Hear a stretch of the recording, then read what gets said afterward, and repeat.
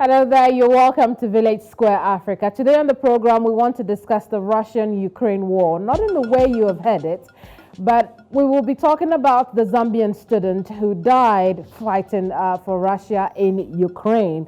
And I know you have a lot of questions about it. We'll talk about those in a bit. Stay with us here. We'll be right back.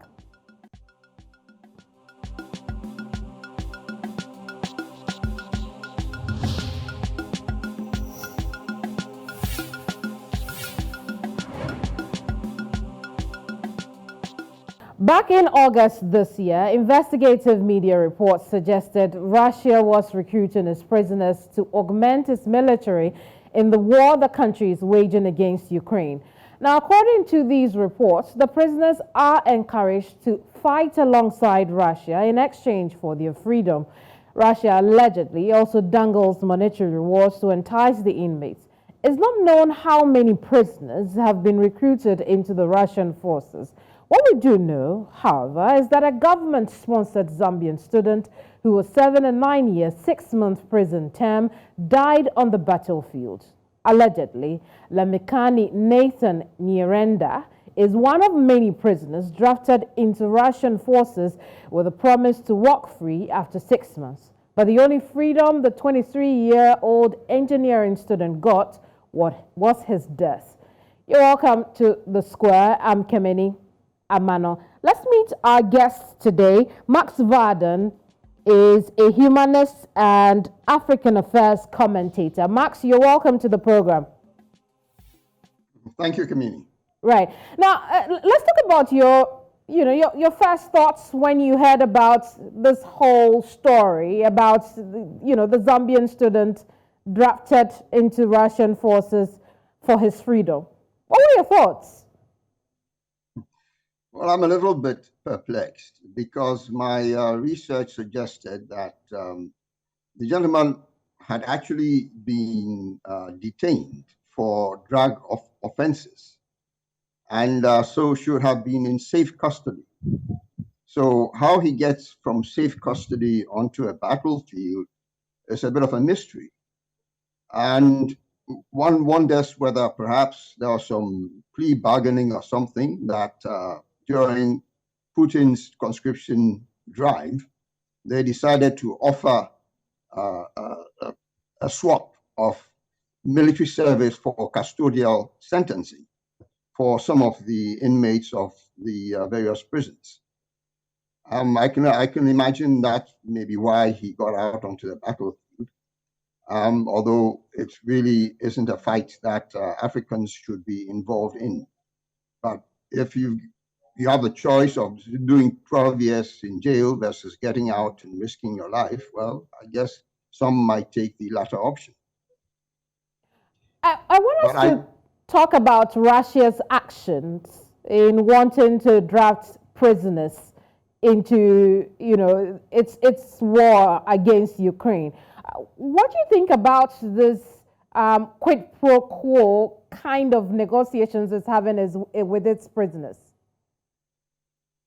Sorry, can you repeat the question? The sound here isn't very good, so I'm not hearing you very I'm asking, what are your interpretations of Russia's actions in this context? Of Russia's actions? Yes. Regarding what? The student death or regarding the Ukraine, NATO expansion? Well, I'm asking about, the death of the student and the fact that, there are reports of Russia drafting its prisoners into its troops fighting the war in Ukraine. What do you think about these actions? Well, it's not for me to comment. I think it's likely somewhat unethical, but then again, this is something that has been used by many governments around the world. Russia wouldn't be the first government to do this. The US, for example, also has a history of recruiting conscripts to fight in its battles and so on. So it's not new, yeah. And I'm not sure that maybe we should censure Russia alone for that. If we're to do that, we should censure the whole war industry, which sees human lives as expendable in their quest for profits. So there's a broader philosophical context arising out of this. I noticed also that a Zambian student was studying nuclear engineering, and I wonder if that had anything to do with it. Because we live in a world where the major nuclear power, being the US, is extremely jealous, shall I say, of certain parties gaining access to nuclear technology. I mean, many people may not be aware of this, but our president in Ghana was deposed about 15 months after he brought in a nuclear reactor for research purposes into Ghana. And one of the biggest mistakes, I believe, that Colonel Gaddafi made was to give up his nuclear arsenal, in exchange for guarantees of rapprochement with the West. And that led, I think, to his civil war in which he was assassinated. South Africa also, under Nelson Mandela, was persuaded to give up its nuclear ambitions.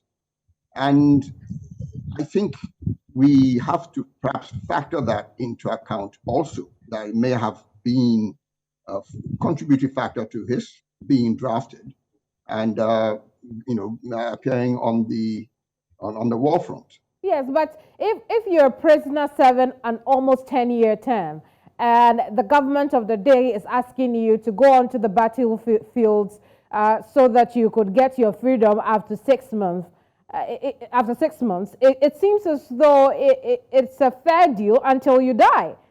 And so, I mean, for some critics, this was an unfair action taken by Russia. Well, if it was an offer to the gentleman, then he had a choice. He didn't have to accept it. You understand? Yes, there was an incentive to, but in life we make calculated risks. Crossing the road is a calculated risk. You look at the volume of traffic and the speed and velocity and so on, and you decide when you think it might be safe to cross the road. So it's a difficult choice to make, but in this case, it seems it was the wrong choice if his ambition was to live a long and fruitful life. So this was a government-sponsored student in Russia. Should Russia have taken steps with the Zambian government, given the ties between both countries, before taking such an action with the students? Would that have made a difference? Well, I think it's a little bit unethical for governments to offer that kind of choice to convicts, especially nationals of a foreign country, or foreign nationals, I should say. So, well, there's how should I put it? It wasn't the best. It wasn't the best action on Russia's part. But this is something that I would imagine the Zambian authorities would take up with the Russian government. And if there are reparations or compensation to be made, I'm sure they will pursue that on behalf of the student's family.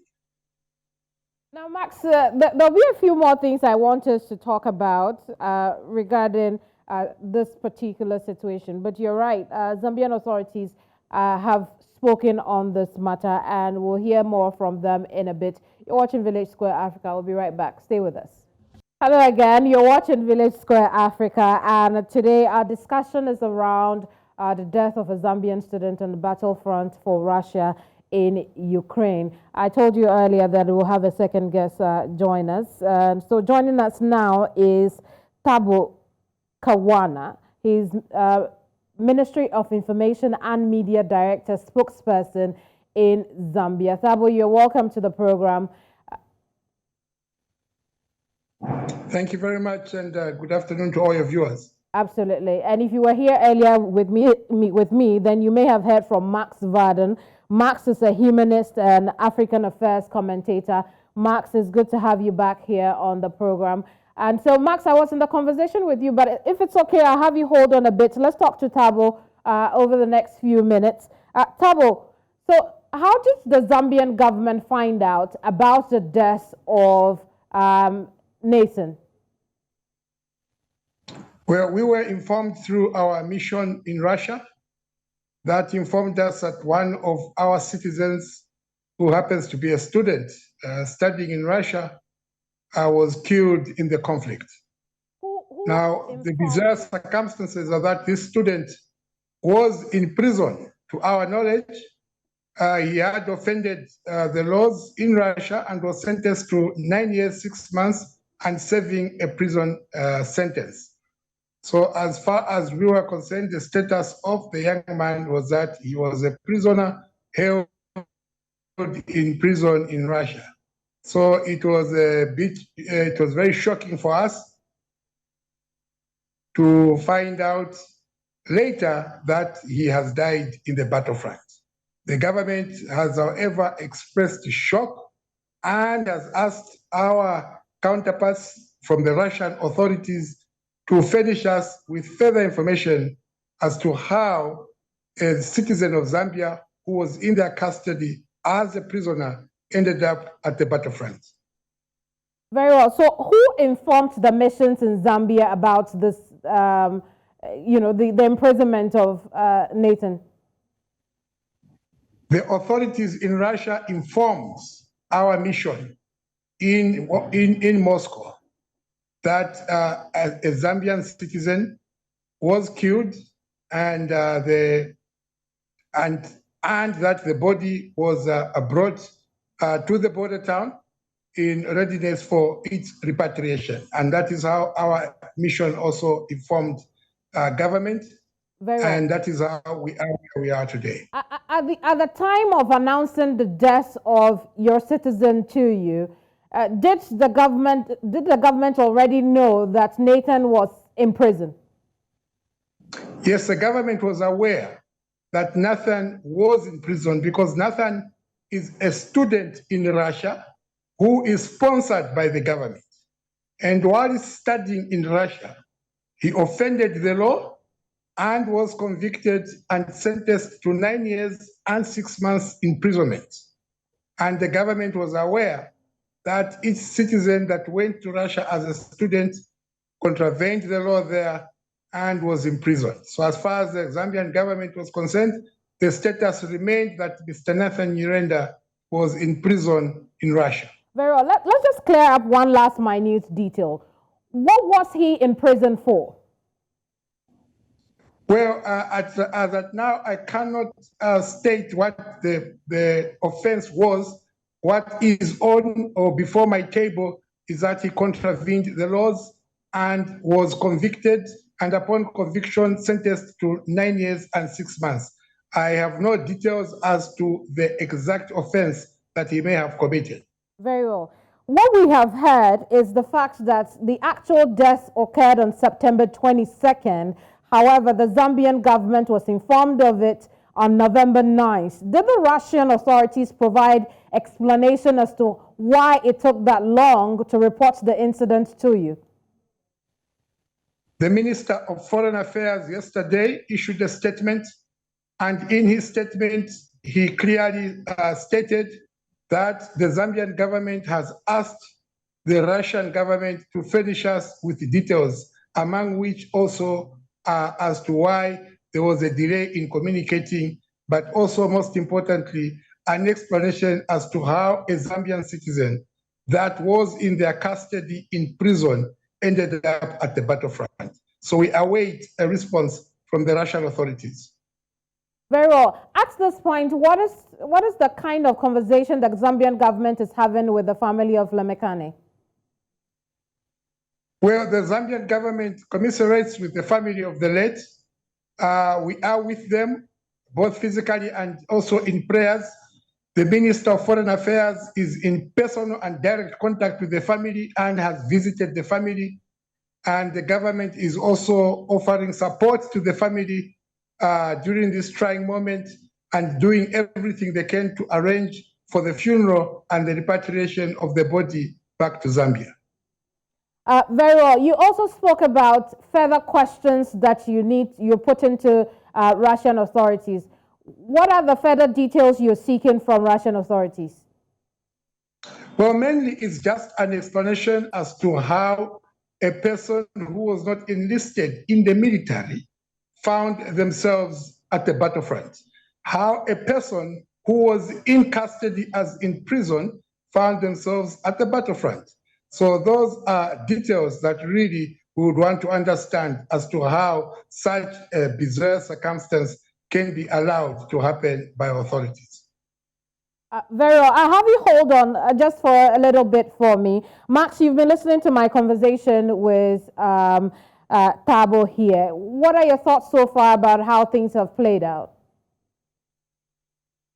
What are my thoughts on how things have played out? Yeah, on what you have heard. Okay. I think this is something that needs to be handled diplomatically, and I imagine the Zambian government are going to pursue the furnishing of relevant answers. We need explanations. And I think going forward, they would also probably want some guarantees from the Russian government and authorities that such a situation will not recur, where other nationals, foreign nationals, are put in harm's way, in the pursuit of Russian national objectives. So it's an unusual situation. Very well. And I trust that calm heads and hearts will prevail.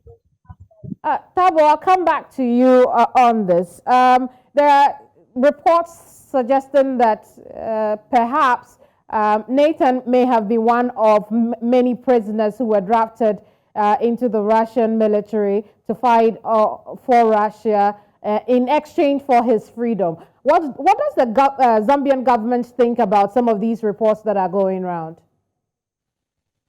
Well, social media is awash with all manner of suggestions and insinuations.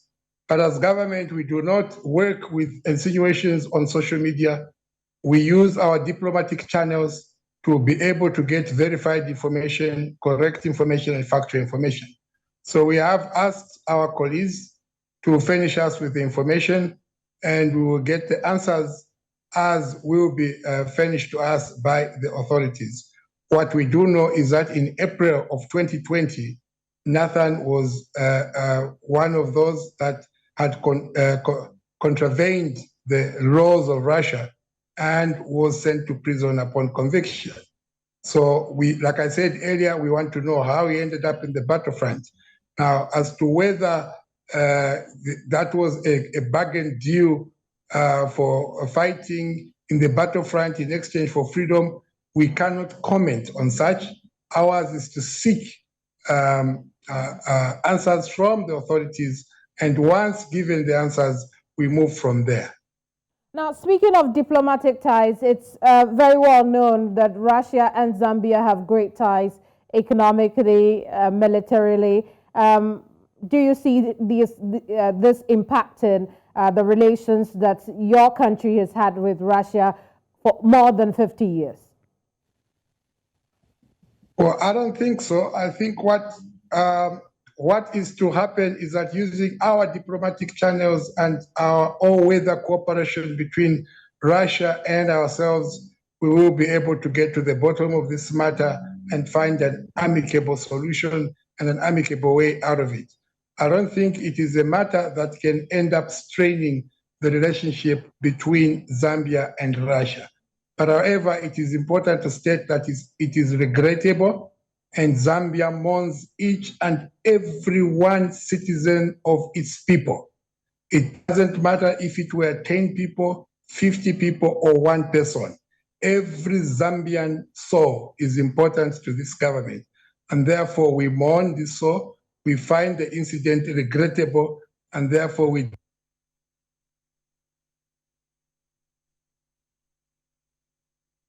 Thabo, I'm going to come back to you, but I'll quickly go to Max. Max, do you see the straining ties between Russia and Zambia? I would imagine that it may strain things a little bit until the answers are provided. But I don't anticipate there'll be lasting damage. Hello, Max. Are you there? I think we lost Max as well. Let me just check if Thabo is back and good on Zoom connection. Thabo, can you hear me? Yes, I can hear you. Great. Now, speaking of answers, do we take it as the Zambian authorities have officially written to or officially engaged their Russian counterparts on getting those answers to the questions that you have asked? Yes, indeed. The Ministry of Foreign Affairs is in touch with our Russian counterparts, and the government has officially communicated, officially engaged, and we await the answers as sought by our government. Do you have any timelines as to how long you'd wait on these answers? No specific timeline, but I would also imagine that it will not take long. Max, you were making your point about whether or not this could strain Russia-Zambia ties. Go ahead with that. Saying I don't think there should be any lasting damage to relationships between the two countries. Unfortunate incidents do happen, in any country, to nationals of other countries and so on. And the important thing, I think, is that there should be clarity in the communications. There should be understanding of what happened. And if it's something that should be avoidable in the future, then there should be some guarantees that a similar situation will not recur. Very well. I would imagine that cool heads will prevail. Cool heads it's not. Cool heads will prevail indeed. But Thabo, have the remains of Nathan been returned to his country yet? Preparations are underway, and we expect that anytime soon, the repatriation of the body back to Zambia is going to happen. Our embassy is working around the clock to ensure that the remains are sent. Very well.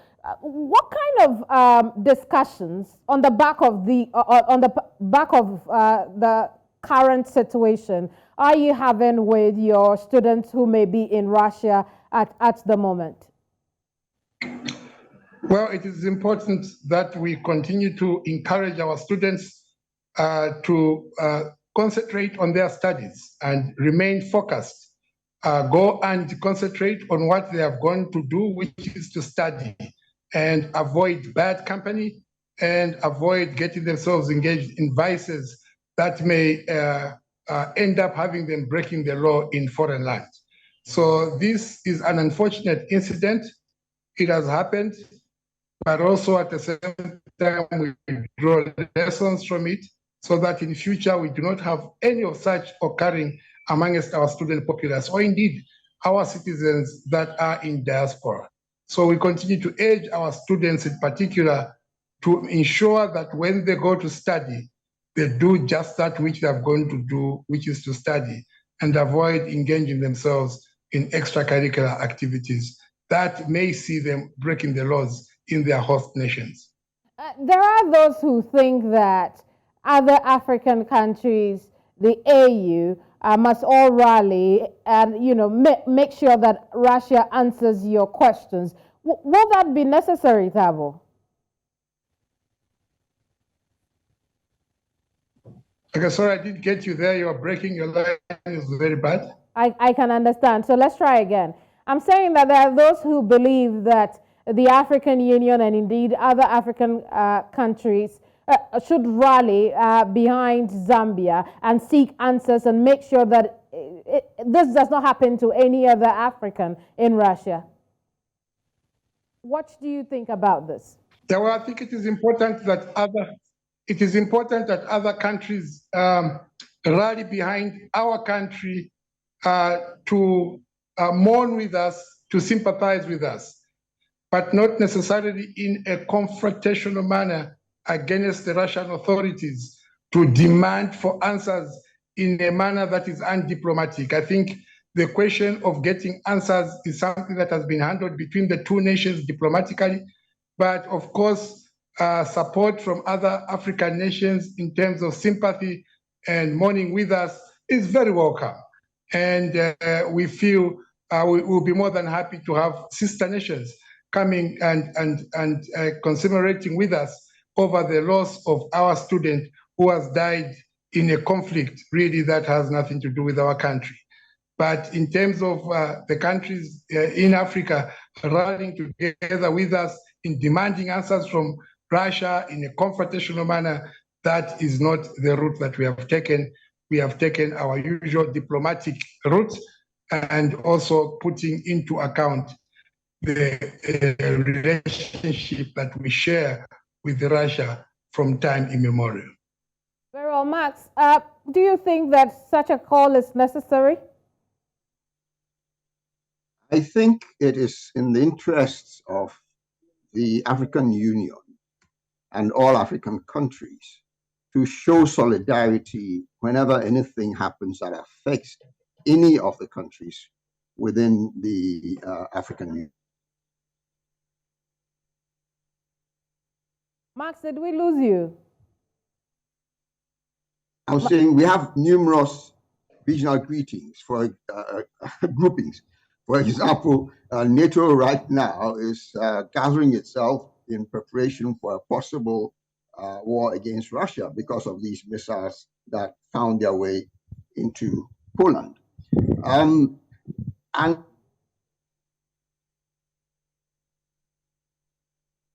Hello, Max. emulate that kind of solidarity with each other, especially when things happen outside the confines of our borders. Well, so we should take the opportunity to express that solidarity and basically present a united front. Well, I think it's very important. The other thing for me is there's no way of telling how many more Africans, how many more prisoners allegedly if you know what we have heard so far is anything to go by. There's no way of telling how many more will end up on the battlefield. And I'm just wondering what options are available to the African Union, for instance, in making sure that this does not repeat itself. Well, I think it's up to the various embassies and diplomatic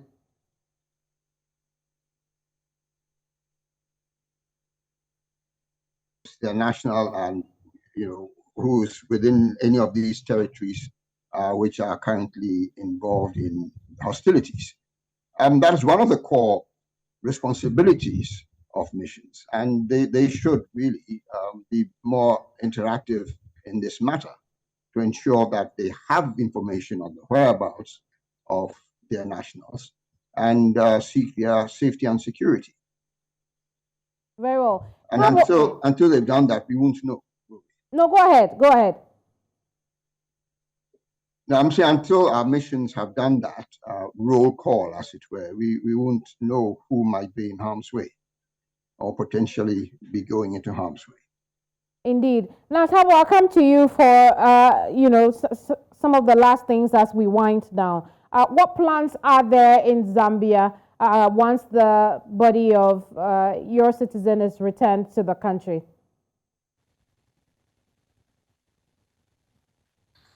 Well, of course, when the body returns, it will be granted to its family, and also the final funeral rites will be conducted, and the body will be laid to rest. And I think it will help also to bring closure to the family as they await the answers as to how they sent out their son for studies, but ended up in prison and in the battlefront. They may want answers as a final closure to that. So as the body comes, we as government will receive the body and hand it over to the family as they carry out their final funeral and burial rites. But also we shall continue to be in touch with the family until we give them the answers that we as government have demanded from our Russian counterparts. Yeah, just to clarify, there will be no investigative process when the body returns to Zambia? When the family demands for a post-mortem, it will be granted. But from the government side, we do not intend to carry out a post-mortem. But the family has a right to ask for a post-mortem, and that will be granted. Very well. Max, I'll give you the final word on this one.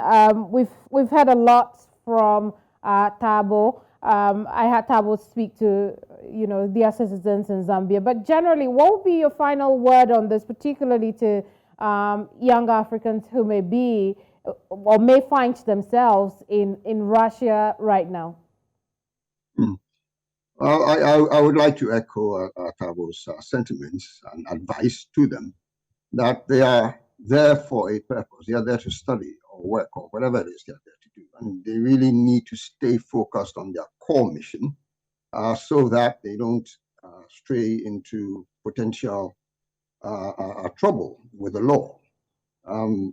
We have heard of, draconian laws being applied in certain territories, especially against foreign nationals. And I think we need to be aware of those possibilities and stay on the straight and narrow and stay focused on what we went to do and stay out of bad company and stay out of trouble. Very well. Thank you so much, gentlemen, for your time here on the program today.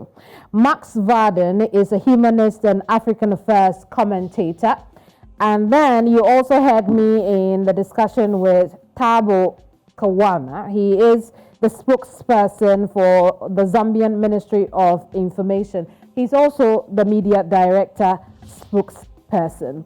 And we've had a conversation about the Zambian student who was killed on battlefront for Russia in Ukraine. And I definitely appreciate the time of the gentleman who joined us. I also appreciate your time for being here with us the last 40 minutes or so.